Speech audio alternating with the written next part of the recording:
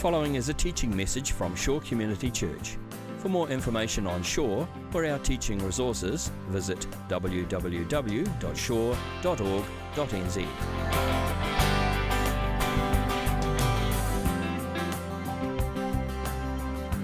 Okay, so we're making our way through the book of 2 Corinthians.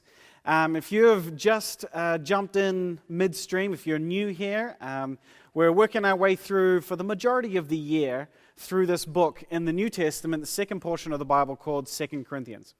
It's actually a letter written to a church by a guy named Paul. Paul was a guy who planted a lot of churches around Europe. In fact, if we've got a map of, around this area. And he planted a lot of churches and worked with a lot of churches and taught a lot of churches, including the one in Corinth. And this is a letter that he wrote to them. And Corinth is actually an interesting city because there is a modern-day Corinth, which you can see on the map there, near Athens in southern Greece. And there was an ancient Corinth that existed at least 1,000 years before this book was written. But both of those two cities are actually different from the Corinth that we have in the Bible. They're in roughly the same place, but the ancient city was destroyed in 146 BC by the Romans. They came in, they said they didn't like the look of the place, so they leveled it, took it to the ground, killed everybody. It was kind of gory. And then later on, about 100 years later, they rebuilt it. Julius Caesar commissioned it to be rebuilt, and it was rebuilt as Corinth. And then that's the city that had the church that Paul was writing to. But then in 1858, a massive earthquake leveled the city. And the modern Corinth was rebuilt several miles away. So the Corinth that we're talking about actually doesn't exist. It didn't exist before, it doesn't exist now. Actually, you know what? The modern city of Corinth was destroyed again in 1923 by an earthquake and by a fire in 1933. So if you're planning to move somewhere in Greece, don't choose Corinth. Not the luckiest place in the world. Now, is any of that important to us today? Probably not. But I found it interesting, and I have the microphone, so you get to hear it. But one thing I will say is the fact that it was built and largely populated by the Roman Empire will be important as we look through our passage today.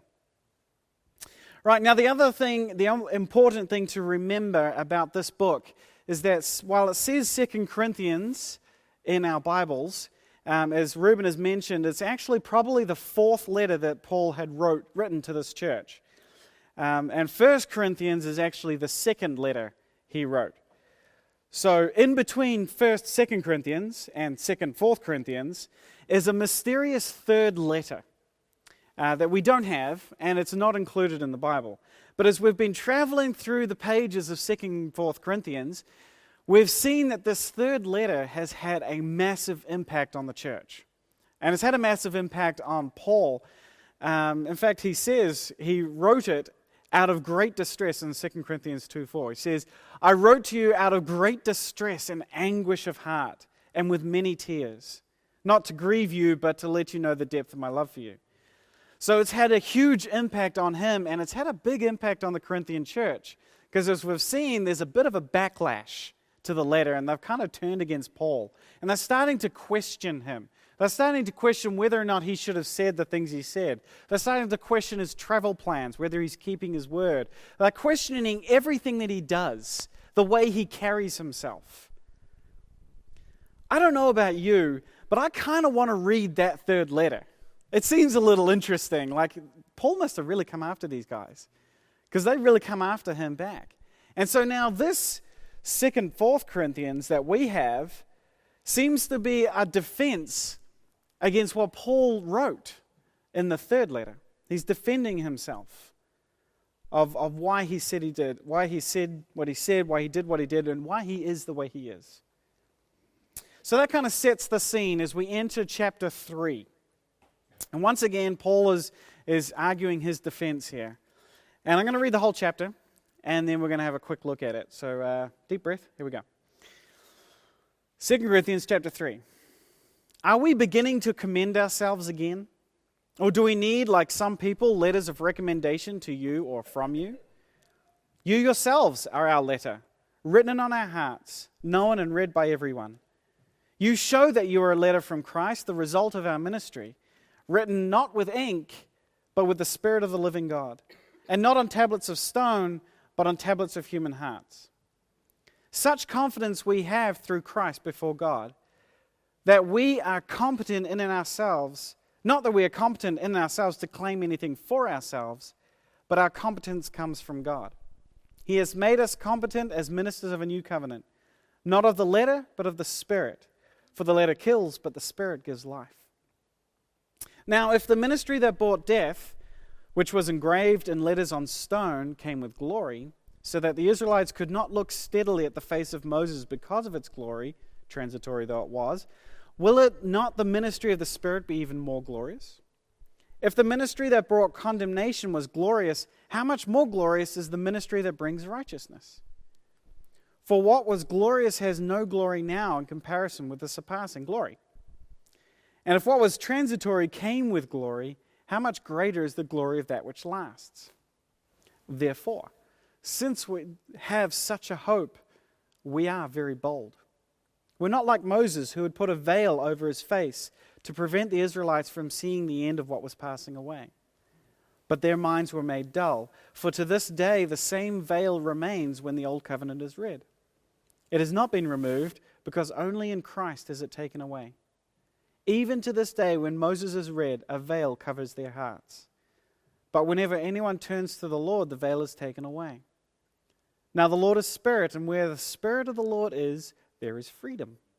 And we all, who with unveiled face contemplate the Lord's glory, are being transformed into His image with ever-increasing glory, which comes from the Lord, who is the Spirit. Right.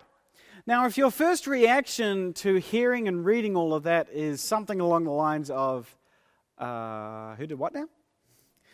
It's okay. You're in good company. Paul, as a person, seems to be rather down-to-earth kind of a guy. He makes tents as he goes about preaching and teaching. But Paul the writer and Paul the thinker, much more complicated. You've got to bear in mind that Paul was raised as a lawyer and a scholar. So his intellect is through the roof. And it shows up in the way he crafts his arguments, the way he puts his ideas together. They can get quite complicated. In fact, Paul owns the record for the longest sentence ever written in ancient Greek literature. It comes in Ephesians chapter 1, verses 3, all the way through to verse 14. 202 words, no punctuation. The guy's amazing. So at first brush, some of the passages, including maybe this one, when we read them, it can seem a little confusing. But when you dive into it, when you really pull it apart a lot more, there's so much richness to the way that he crafts what he says and the way that he says it. Now, if this was Reuben here this morning, we would be diving really deep. And he gets in right deep, and he really pulls things apart and helps us really understand the intricacies of what's going on.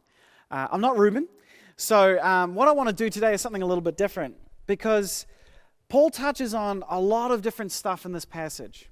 He touches on recommendation letters, covenants, veils, spirit, letter, stone tablets, which is not a new Apple product, but actual stone tablets.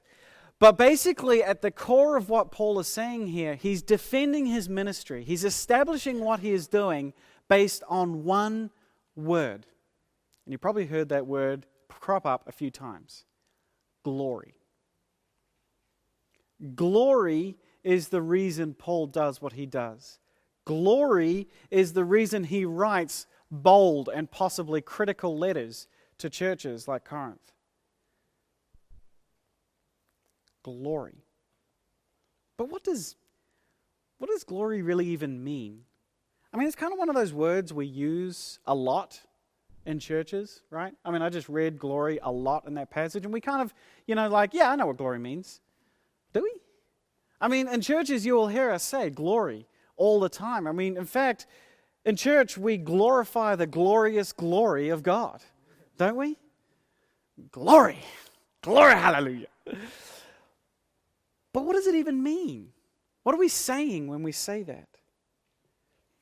The definition of glory is high renown or honor won by notable achievements, or magnificence or great beauty.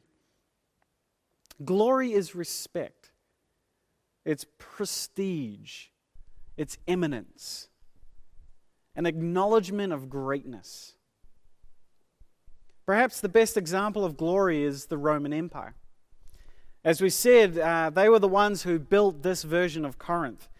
And everything that the Romans did, everything that they did, was designed to accentuate the glory of Rome, the impressiveness of Rome, their military prowess, their expansive economy, the high society and progressive government, their philosophy, everything that they did, all of it was a testament to how impressive Rome really was. And no one argued with the glory of Rome. Even those who hated Rome and tried to destroy Rome were impressed with Rome's impressiveness. And perhaps that's why the Corinthian church was so irked by Paul. And we've mentioned this a little bit before in the series. They were surrounded by the glory of the Roman Empire. In fact, they weren't that far from Rome itself. It was just kind of off the screen in that map I put up before. They saw firsthand its power, its fortunes, its intellectual and philosophical superiority. And everybody walked around with their head held high and their chest puffed out and their noses kind of pointing straight up because they were part of the Roman Empire. They were Romans. And everybody talked themselves up and they talked about how good they were because that's what Romans did. They were Roman. And to be impressive meant that you expressed your impressiveness. That was your glory. And people would have other important people say good things about them, letters of recommendation, so that it would puff up their reputation.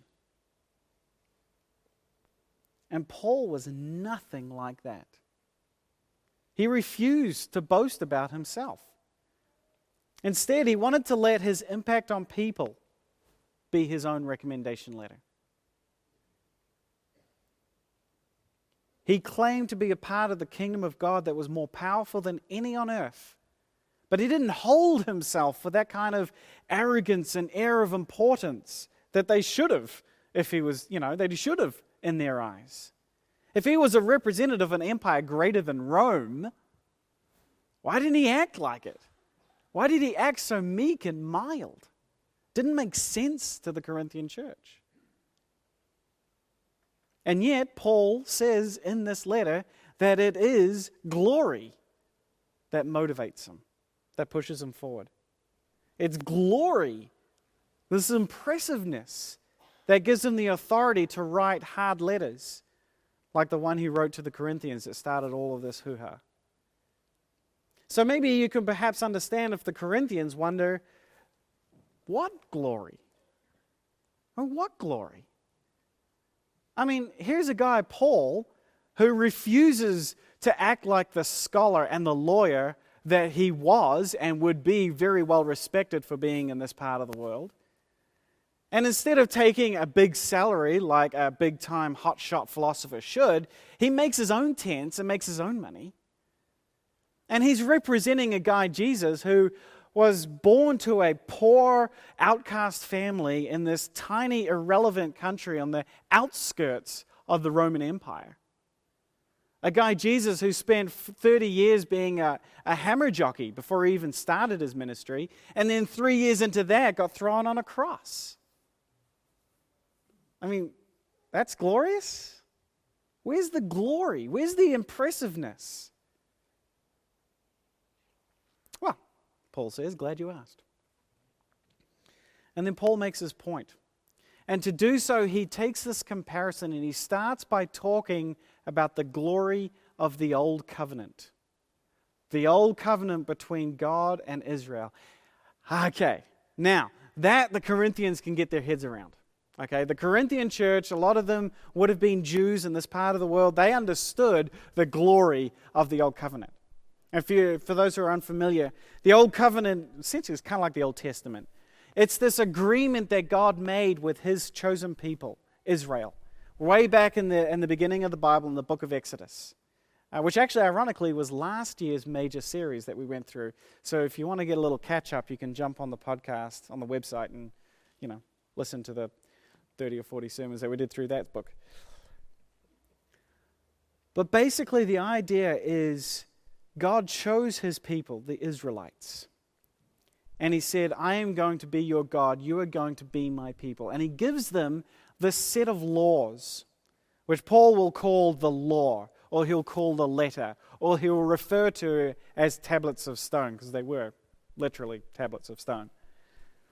And he gives them these laws so that they can live a pure life, and through that purity are able to move closer to God. And he did it through this hero of the Old Testament, Moses. Now, this was a time when God knew what glory was.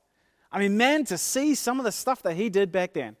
I mean, he pulled his people out of Egypt, right? They were slaves, and he put all of these plagues, It's like he turned all of the water into blood, and he had gnats and flies and frogs and all sorts of amazing things, which would have been great to see, not so good to live through.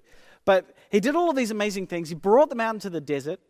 He is represented with this great pillar of cloud and smoke and a fire.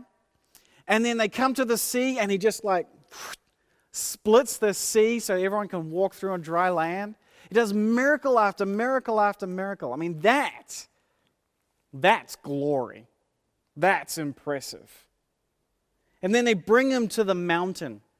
We've got a picture of it up on the screen. Bring them to this mountain, and he gives them this law. And this was an impressive scene as well, because not only did he give them the law, he didn't say, hey guys, here you go. Didn't email it into Moses' account. He had Moses come up the mountain. And accompanying this was all of this cloud and thunder and lightning, and the earth shook, and the whole place was windy, so, like Wellington. And basically, the people are so scared for their lives. They beg Moses, don't let God talk to us directly. He's going to kill us just by talking to us. That's glory, And then Moses goes up, and he gets the stone tablets, and he comes down. And he's been talking to God, and his face is so aglow, it's so bright, because he's been talking to God that no one can look at him. He has to wear a veil over his face just to protect the people from looking at him. And it was such an impactful moment that even all the way through to Paul's day, they're still wearing that veil every time they read the Old Testament. They read Moses' words because of the impact, the glory, the imminence, the prestige of that event, of what God was doing. And yet, I think even the Corinthian church who was reading this letter, I think even they would have admitted that the true glory of what happened on that mountain was not the fireworks. It was the fact that God had made a way to come and live amongst his people. Because before the law, people's mistakes, the things they had done wrong, their choices, what we call sin, that had separated us from God. Right? Because God is perfect, we're not, that can't mix. So God had given this law, this covenant, so that he could build a house in their city. He could build a place in their town and dwell among them. And that was impressive. That was the true glory, the true impressiveness of what happened with the Old Covenant. It allowed people to be closer to God. And this is Paul's point. That covenant was glorious. It was impressive. But it was nothing compared to what God was going to do next. Because, as Paul expresses in several places throughout the Bible, that law, that covenant was never going to be enough. It was never going to work permanently. Because no matter how hard they tried, no one could keep all of those laws perfectly. No one could fulfill all of the requirements of coming into God's presence perfectly. It was always going to fail. In fact, Psalm says, the Lord looks down from heaven on all mankind to see if any who understand, any who seek God. All have turned away. All have become corrupt. There is no one who does good, not even one. No one's perfect enough. There needed to be another covenant. Everything in the Old Testament pointed to something else happening. A covenant where the requirements, an agreement where the requirements of coming close to God could be achievable. Something where people could become good enough somehow to be close to God. So he sent Jesus. Carpenter. Comes down to earth. He lives a perfect life. He does what we couldn't do. And then he takes the mistakes, he takes all of the punishment for all of the mistakes, all of the sins that we've ever done and will ever do, and he takes the punishment on the cross. That's why we celebrate what happened on the cross. Because in that one action, he clears away everything that separates man from God. So we can truly be close. And not like God is now living, he's built his house in our city, but he is now in our hearts. We are no longer his chosen nation, we're his family. It's not like we've come this close, we've come all the way. So if the old covenant was impressive because it brought us halfway to God, how much more impressive is the agreement, the covenant that brings us all the way to God? That much more. Isn't that better? Is that not more glorious? Is that not more impressive? If the old covenant was amazing, how much more is the new one? And he says, in fact, that was the point of the old covenant. That was the whole reason the old one existed, to produce the second one. I have, not breakfast. This is an egg. You guys are familiar with eggs, I'm assuming. The egg is very impressive. It's pretty simple. It's kind of small, it's round, it's whatever, but it is actually a marvel of nature. If you think about what goes on inside one of these things, this shell is thin enough that a tiny little bird can pick its way out, right? And yet it is strong enough that it can withhold about 2 kilograms of pressure before it's crushed. It's waterproof. Bacteria can't get into it, and yet carbon dioxide and moisture can come out of it through pores. It's a beautiful thing, right? So what's more impressive than an egg?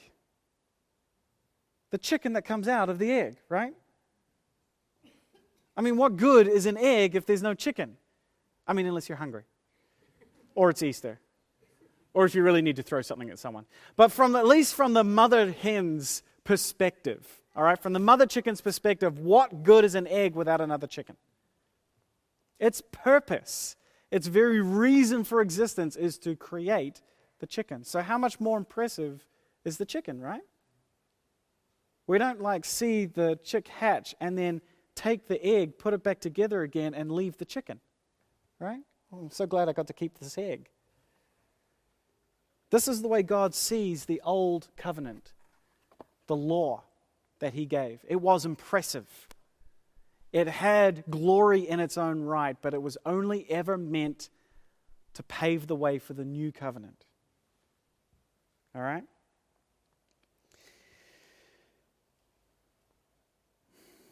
The new covenant may not have had the pizzazz, it may not have had the fireworks that the old covenant came with, or that empires like Rome had.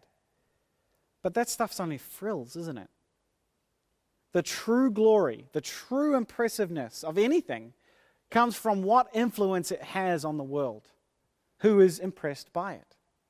Rome was impressive. It was glorious. It ruled over millions of people for hundreds of years. Jesus has had a life-changing influence over billions of people for thousands of years and is still going strong. That's glorious. That is true glory. And this is Paul's point. If the old covenant led by Moses was glorious and impressive, and the Corinthian church agreed with this point,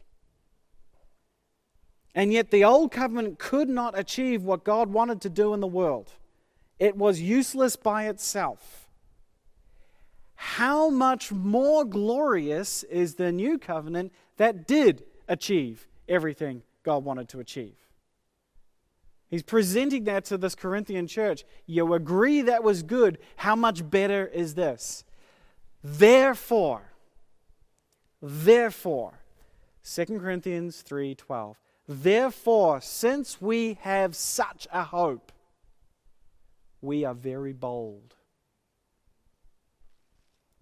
Paul makes no apologies for the rough treatment of his last letter, because he knows that if Moses had written that letter, they would not bat an eyelid. If Moses had turned up in their church and said all of the things that Paul said, they would have said, absolutely, whatever you say, sir, because Moses is a hero of the Old Testament. Moses is a hero of the Old Covenant. And yet Paul is saying, if what Moses did was good and yet what Jesus did was better, I work for him, why are you not giving me that same respect? Why are my words not as better, more glorious than Moses' words? Because I bring a message of the new covenant. I bring a message of the new agreement. I have that authority. I have the glory of what God has done through Jesus. That is my glory. That's my empire. And so I may not hold my head up high. I may not point my nose in the air. I may not get letters of recommendation. But I am going to go forward with boldness, and I'm going to do what I've been tasked to do, because what is behind me, what is pushing me forward, is greater than anything the world has ever seen. Greater than all of the things that you respect. Paul doesn't need pomp and circumstance that the Corinthians were expecting. He doesn't need to prop up his message, because the message props itself up. It has its own glory that is going to outlast and outshine anything that Paul would have done anyway. Paul doesn't need to talk up his game, because the game talks itself. The message talks itself up. In fact, it talks itself up so loudly and so profoundly that if Paul did want to toot his own horn, no one would hear it anyway. Because his message is glorious.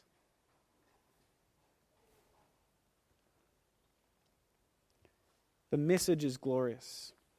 It is the actions of God, and Paul works for God. So let me ask you, what can hold him back? What is there in the world that could force him to his knees or to pull his words? What is going to stop Paul from doing what he has been tasked with doing? Nothing. There is nothing that can do that. Glory. In a second, we are going to have communion, and we're going to celebrate the glory of what Jesus did. And we're going to take a little piece of bread, and we're going to take a little cup of juice. And the bread represents Jesus' body that he broke in order to achieve this glory. And the blood that was spilled is what the juice represents. And these are symbols. Kind of like the eagle was a symbol for the Roman Empire. The Stars and Stripes flag is a symbol for America. The dragon for China. Whatever different symbols for different places around the world. They are symbols of the impressiveness and the power and the glory of what it represents. We have a piece of bread and a cup that represents the power and the glory of what God did, of what Jesus did on the cross. They're not symbols of weakness, but of strength. But before we do that, I want to ask you a question, a similar question.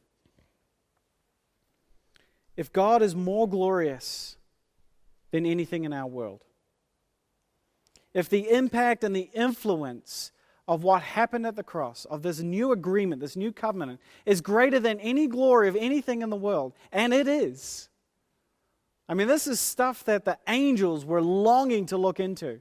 This is stuff that the Old Testament heroes were dying to find out what God was going to do. We know what He's going to do, what He did. And even more than Paul, we know what He's been doing for the last 2,000 years. We have seen it spread through the world, capture the lives and the hearts of billions of people. We've seen this glory. So my question is, if we are Christians, if we have joined His family, if we have chosen to follow Him, what is there in this world that can pull us to our knees? What is there in this world that can get us to pull our words? To make us not feel bold? What is there in this world that can stop us from doing what God has tasked us to do? Is there anything? I say not. Except ourselves. I'm going to pray. Lord, I just thank You. I thank You that what I say here is not empty words. Lord, I know that a lot of the philosophers and a lot of the teachers in Paul's day, they had a lot of great words, but there was nothing behind it. Paul was not necessarily as impressive a person, but man, what was behind his words changed the world and changed us. It changed me. And I thank You for that. I thank You that this means something. And Lord, we want to give ourselves to that. We want to give our lives to a cause that is greater than anything the world has ever seen. And the power that it can have on people's lives. And the reconciliation that we can have with the God who makes us and loves us and yearns for us. Thank You. This has been a teaching message from Shore Community Church. For more of our teaching resources, or to donate to our teaching resource ministry, or for more information on Shore Community Church, visit www.shore.org.nz. Alternatively, you can email office@shore.org.nz or phone 09 415 0455. Thank you for listening.